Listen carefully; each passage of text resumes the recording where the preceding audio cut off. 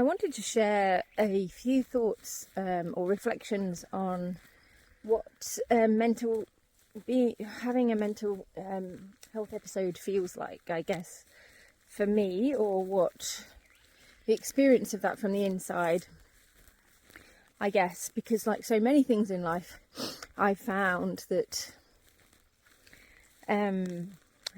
what I imagine things would be like, or how I intellectualize something that I've learnt about, is rarely the same as, or rarely reflects how it is when you're living it. So there's this dissonance, I guess, or disconnect between my intellectualizing and my embodying. And I do think that is quite, I mean, I shouldn't project this onto other people, but for me, I feel that's very typical of an autistic, the way my autism comes out. Because with my autistic presentation, there is a lot of somatosensory disconnect. There's a lot of interoception problems. So I'm already, even on a good day, or a healthy time in my life, less switched in, turned in, or in tune, attuned, I suppose is a better way of putting it, to my body than, say, the norm. I always like to try and keep it like that. Anyway, so this time, I think the first thing I'd say is I recognised that things were getting harder for me, and that it was getting hard for me to just sort of communicate. But I recognised that after the evidence was there, if you like. So this is very typical of me. So for example, I didn't, day-to-day life goes on, and you're like, oh yeah, I'm getting tired. I'm getting a bit tired, and I'm just getting a bit tired. But people get tired and they don't end up mentally ill, or being tired doesn't mean you're mentally ill. So there's a part of my brain that's doing that calculation and going, yeah, I'm getting a bit tired. This is a lot of stuff that's going on. Yeah, maybe I'm pushing my luck and I might not feel great, but it's not making that ultimate connection.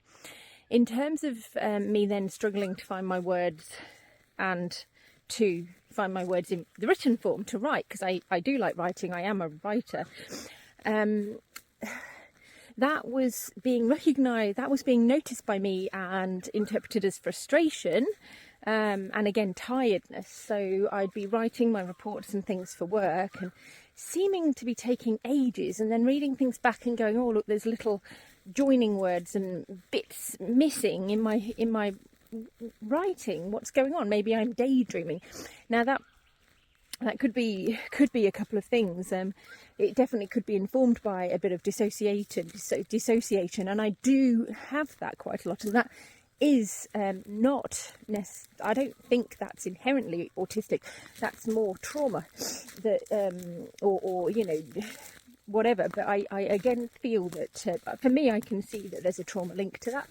I can also see that while it's not inherently autistic, again, having a lower than the norm relationship with my body, interoceptive or even proprioception, where I am in space, all of that, and then the psychosocial stresses that come with being neurodiverse.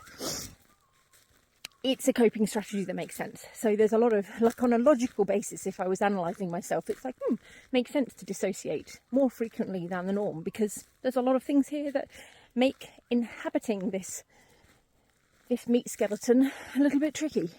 So there's that. So yeah, so how did it feel? How did it manifest? The struggles, like I said, the struggles with writing and speaking were coming out as more, maybe I'm tired, I might be a little bit unfocused, maybe my ADHD's playing up, or, I forgot to take my meds, and that's another thing. And this is typical and common, I should say, there's a little wallaby over there, and there's some kangaroos. I'll just leave them, because by the time I get the camera it won't. Anyway. It's not uncommon for people who are getting more mentally ill to forget to take their regular medications. I did that. And then there's a part of me, I guess I'll just keep it to me, that was thinking, oh, maybe they're actually making things worse. Actually, and maybe I just won't take them and just, whatever. So that can happen. And of course that then changes your brain chemistry. For me, the meds I'm taking is my dexamphetamine for my ADHD. I don't take a heck of a lot of that, but I do take some, and it's prescribed, and that's why I see my psychiatrist, and generally it helps. But I guess there's this dual thing that goes on. There's the you're going towards burnout. I was going towards burnout. My brain capacity is chock-a-block, so forgetting to take medications is not unusual in that state. It's just another task and a demand, and it's easy to avoid, forget, whatever, because the brain's full. But then it kind of self-perpetuates because you sort of forget to take them once, and then the next day you've got even less in your tank, so you forget to take them. And then you kind of might remember a bit later on that you might need to take them, but then you also forget. And as it just goes on and on and on. And whatever benefit or whatever was coming from that medication, then that's gone too. So it kind of piles on. And on the back of that, I'd say that no medication can bridge the gap when we're really, really, really, really stressed and tired. Like, once you reach your limit, I don't think there's any medication that keeps you functioning, I should say, that's, to maintain a level of functionality in day to day. I don't think any medication could really bridge that gap, because you're literally knackered. You're just tired. You've had enough. What you need is a good rest. So medication then might be to help you rest. Stop you, overthinking, procrastinating, whatever it is, all the shame stuff that comes in. So that's that. So how does being mentally ill feel for me? And I must say, I feel a lot better in the last couple of days, but I don't feel well. I don't feel like I've cracked it yet, but I feel like I'm on the path. How it feels to me now, I know. So that's an important thing. So finding out and having the validation that I was not well was something that came from an externality, from an external. Now, I might be able to use that validation now and that insight to help me should this happen again, which no doubt it will, as I've said before, not being defeatist, but there's so many, it's like a minefield out there to navigate. And even if I can get through the minefield, avoiding the mines of social interaction, low interoception, higher sensory needs, blah, de blah, de blah, and I create this life that gets me a nice path through the minefield of society, that's tiring. So just doing that, and I mean, it wouldn't be tiring if I didn't want to do anything with my life or go anywhere, but I also have the part of me that's I'm very switched on, I'm very interested, I'm very motivated. I don't tend towards a depression and whatever. I tend towards the hyperactive state, if anything. So there's that. So how it feels now in this, not quite as ill as I was a few days ago, but definitely not well, and absolutely must look after myself and give myself a lot of time. It feels tired. Catch your word. I feel tired still, but I don't feel as exhausted as I did before. I feel hopeful, more so than before, I guess, that I can see the little steps a bit better, and I'd say that's what I mean by hopeful. So I can see the little steps I need to take a little bit more, whereas probably this time last week it was all chaotic and overwhelming, and like I was buried under life or piled upon. Everything was aching. My back was aching a lot more, and that has still been aching, but it didn't ache yesterday or last night, which was actually a bonus. I didn't even have any pain relief, and I got through the night sleeping well. So today I feel a little bit more capable, like I can get through this. And like I said, it's not an existential depression that I've lifted from, it's more of an overwhelm. In my head, I feel my head is everything's a little bit pressured, taking a little extra energy, so I can almost feel the grinding of the gears of my brain that I'm pushing it, but I'm not breaking it. So that's kind of how it feels now. It's like you can keep going because you need to keep going because you're alive. And as you keep going, you will get through this because there's a process. The life goes on. This is a good pace to keep going, this sort of slow, steady pace. But there's that little bit of, I'm going to be here to remind you, I'm talking about what's in my head. So a little bit of a headache, not too much. A little bit fuzzy, not too distorted, like just a little bit like I haven't got my glasses on. My glasses aren't that big a prescription. So a little bit like that. So taking that little bit of extra time, a little bit of extra energy. My social battery is still quite low, but it's not nothing anymore. So when there's that thing where you've got to go through it, you've got to go through it basically. So I feel like I have that little bit of fuel in the tank to keep going through it.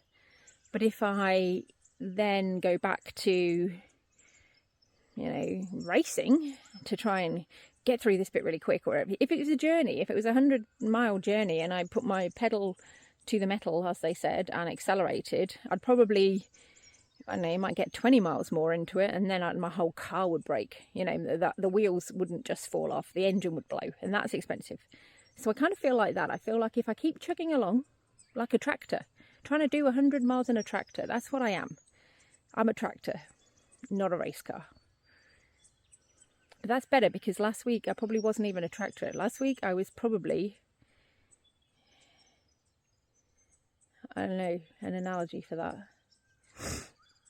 I was probably a go-kart, like a wooden, these wooden carts you make when you're a kid with flat tyres. That's what I was last week. So I had potential, but it was never going to be easy. So that's how being mentally ill right now feels like. I never lost touch of the bigger picture. It wasn't that kind of mental illness for me. I didn't have psychosis. I didn't feel completely out of body, although I did feel dissociated and detached a little bit from my body. Hence why, I was getting too hot, too cold, too this, too that. I wasn't reading the signs very well. Today, I feel like I have some capacity to read the signs a little bit better than I was. But I also have capacity to hold in my mind, which is another capacity you need, that I am still vulnerable. So I need to be caring for myself. I need to keep mindful of that. And even making this video, I'm just going to let it run because, this is all I have headspace for. And I want to share this. I want to document this for myself and anyone else who's interested or finds it useful. That's great. But mainly I want to document it because I am having these thoughts and these feelings right now. I suppose, how does my brain feel? How does my body feel? Because I've talked a lot about my brain. My legs and my arms are less heavy. They were very, very, very heavy before, like really heavy. I don't know about you, but if I ever do drink alcohol, which I don't really drink a lot of, hardly at all. I often say I don't drink at all because it's just easier than explaining that I might occasionally have something, one or two. But anyway, if I do occasionally have a drink, it goes to my arms and my legs quite quickly rather than my head actually, which is kind of weird. So I do find myself with very heavy arms and legs, and that's kind of how I've been feeling when I was very much sicker or feeling a lot more overwhelmed. Now my arms and legs feel, I wouldn't say they feel light, they feel heavier than is probably good, but they don't feel like lead. My legs either. My stomach feels settled. I feel quite comfortable in my gut. Like I said, my head, my head feels like I've had a couple of late nights, I guess. Feels a little bit like that, a little bit dusty, but not incapacitated. Sensorily wise, I feel still a little bit fragile. I feel like environments like this, which is our little woodlands, perfect. I can cope with this. Although sensory wise, the heat, I'm getting hot now. I'm going to have to go back and get this and sort myself out. But yeah, I've got a lower than my norm tolerance for sensory input, but it's not 0. So it's doable, it's manageable. Whereas before it was like, oh, I just want to sit in a dark room. I just want to lie in a dark room. I want to actually go to sleep. I just actually want to not be awake. I don't feel like that anymore. So I don't know what else there is, but yeah, I'm not hurting myself as much as I was before. And by hurting myself, I don't mean intentionally like that. What I mean is through the dissociative state. So I'm not tripping over, cutting myself, you know, dropping stuff as much as I was a few days ago. So there's that. So yes, that's basically how I feel. I feel like I have got a couple of steps along the road in my tractor, and that I need to remember I'm in a tractor for now when I'm doing this 100 miles or whatever it is. And I need to take it very steadily and not get frustrated, because we all know what it's like if you are behind a tractor on a highway and they're plodding along and you know the speed limit is like 50 k's more than what they're going. That can be very frustrating. If I'm feeling like I'm behind the tractor and getting upset with the tractor, I'm going to get sick. I have to remember I am the tractor. See ya.